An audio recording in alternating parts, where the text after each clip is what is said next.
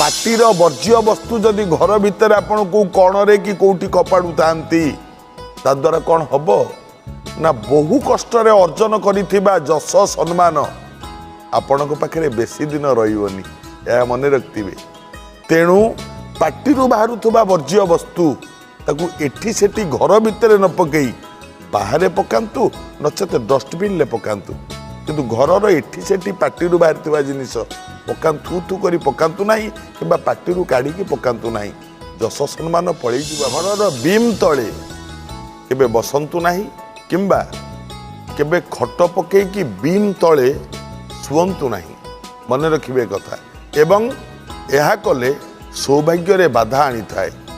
आउ गोटे कथा मन रखिबे बाथरूम रो कबाट सब बेले बंद रखिबे यह कले मंगल जेतेबेले घर बाहर को जाउचंती ऑफिस जातु कि बुलवा जातु कि बजार को जातु जेतेबेले भी घर को फेरुचंती किछि ना किछि जिनिस सांगरे नेइकी आसंतु खाली हाथ रे केबे आसंतुनी आ द्वारा मंगलंकर खराब दृष्टि पड़िबा आपनक उपरे।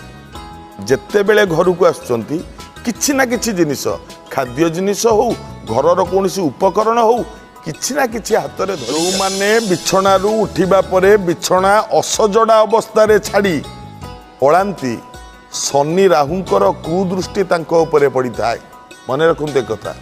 तेणु सेजरू उठिबा परे निहाती जेतिकी पारिबे बिछणा को टिके सजाड़ी देवे शनि राहुंकर खराब दृष्टि आपनक उपरे पड़िबनी असजड़ा बिछणा छाड़ी केबे भी जातुनी यह द्वारा शनिकर कुदृष्टि पड़िबार संभावना अछि।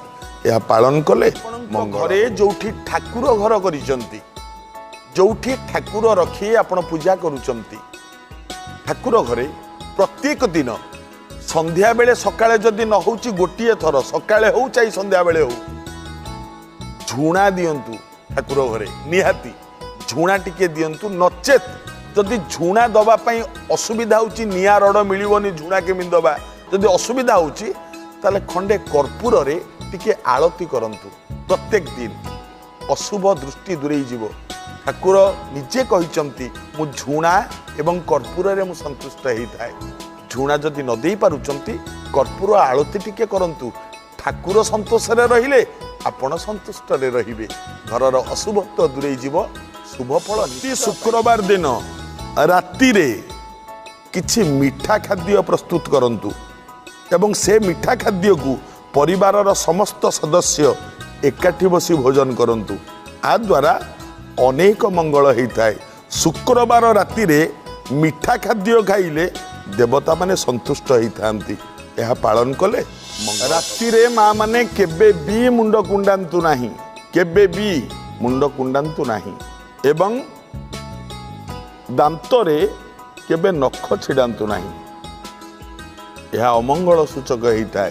यह पालन कले किछि लोक अछंती आज्ञा जो माने कि ए जन्म रे किछि खराब काम करू नाहंती भल काम करूचंती किंतु बहुत दुख पाउचंती ताकर विभिन्न प्रकार दुख आघात असुविधा सब गुड़ाक तांकरिया पाखरे आसी पहुंचुची कारण पूर्व जन्मर किछि दोष थाए जो दोषटा ए जन्म रे मनुष्य भोग करे आउ से दोषरु मुक्ति पाइबा पई मने रखंतु से दोषरु मुक्ति पाइबा पई कौनसी वेद जानी ब्राह्मण को वेदांगी ब्राह्मण जो माने सेमानंकु जदि गुरुवार दिन सुना दान करती ताले निश्चित भाव से दोषरु आपन को रक्षा मिलिबो।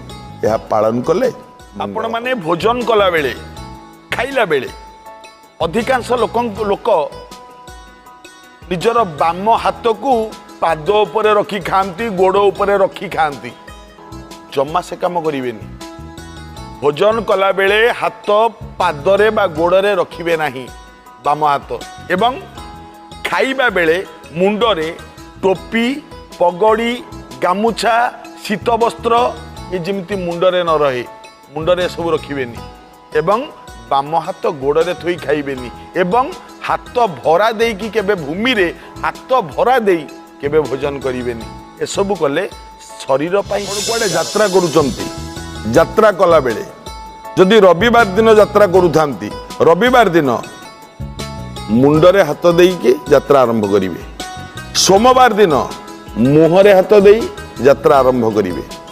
ମଙ୍ଗଳବାର ଦିନ ଗଳାରେ ହାତ ଦେଇ ଯାତ୍ରା ଆରମ୍ଭ କରିବେ। ବୁଧବାର ଦିନ ପେଟରେ ହାତ ଦେଇ ଯାତ୍ରା ଆରମ୍ଭ କରିବେ। ଗୁରୁବାର ଦିନ ବେନି ପାର୍ଶ୍ୱ ଦି ପଟରେ ହାତ ଦେଇ ଯାତ୍ରା ଆରମ୍ଭ କରିବେ। ଶୁକ୍ରବାର ଦିନ କାନରେ ହାତ ଦେଇ ଯାତ୍ରା ଆରମ୍ଭ କରିବେ।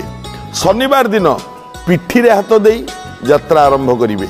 ଯଦି ଏମିତି ଯାତ୍ରା ଆରମ୍ଭ କରନ୍ତି ତେବେ ଏ ଯାତ୍ରାରେ ନିଶ୍ଚିତ ଶୁଭଫଳ ପ୍ରାପ୍ତି ହେଇଥାଏ। ଏ 7ଟି ବାରର କଥା ମନେ ରଖିଲେ ନିଶ୍ଚିତ ମଙ୍ଗଳ ବା ଗାଧେଇବା 4 ପ୍ରକାର ଅଛି। କ'ଣ? ଅମୃତ ସ୍ନାନ, ଦୁଗ୍ଧ ସ୍ନାନ, ସୁରା ସ୍ନାନ ଏବଂ ରକ୍ତ ସ୍ନାନ।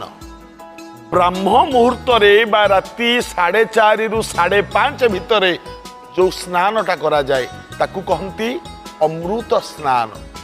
5:30 ରୁ 6:30 ଭିତରେ ଯେଉଁ ସ୍ନାନଟା କରାଯାଏ ତାକୁ କହନ୍ତି ଦୁଗ୍ଧ ସ୍ନାନ ଏବଂ 6:30 ରୁ ସକାଳ 9:30 ପର୍ଯ୍ୟନ୍ତ ଯେଉଁ ସ୍ନାନଟା କରାଯାଏ ତାକୁ କହନ୍ତି ସୁରା ସ୍ନାନ ବା ମଧ୍ୟ ସ୍ନାନ ଏବଂ 9:30 ପରେ ଦିନ ମାନେ ଯେତେବେଳେ ଆପଣ ସ୍ନାନ କରିବେ ତାକୁ କହନ୍ତି ରକ୍ତ ସ୍ନାନ। ଦୟାକରି ଅମୃତ ସ୍ନାନ ନଚେତ୍ ଦୁଗ୍ଧ ସ୍ନାନ ପ୍ରତିଦିନ କରନ୍ତୁ। ସୁରା ସ୍ନାନ ମଧ୍ୟ ଏତେ ଭଲ ନୁହେଁ କି ରକ୍ତ ସ୍ନାନ ଆଦୌ ଭଲ ନୁହେଁ।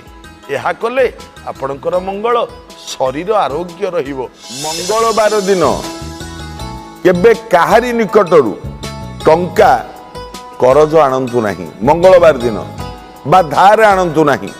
ଯଦି ମଙ୍ଗଳବାର ଦିନ ଧାର କରଜ କାହା ପାଖରୁ ଟଙ୍କା କରନ୍ତି ତାହେଲେ ସୁଝିବାଟା ଆପଣଙ୍କୁ କଷ୍ଟ ହେବ। କିନ୍ତୁ ଯଦି କାହା ପାଖରୁ କେବେ କରଜ ଆଣିଛନ୍ତି, ଉଧାର ଆଣିଛନ୍ତି, ସେ ଧନକୁ ମଙ୍ଗଳବାର ଦିନ ହିଁ ସୁଝନ୍ତୁ। ତାଦ୍ୱାରା ଆପଣ ଅଧିକ ଲାଭବାନ ହେବେ।